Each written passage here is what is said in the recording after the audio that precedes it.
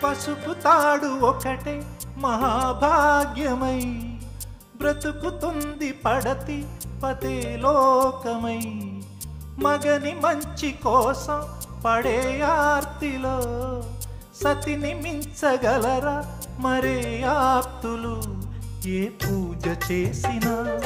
ఏ నోము నోచినా ఏ స్వార్థము లేని త్యాగం భార్యగా రూపమే పొందగా అపురూపమైనదమ్మ ఆడజన్మ ఆ జన్మకు పరిపూర్ణత ఇల్లాలమ్మా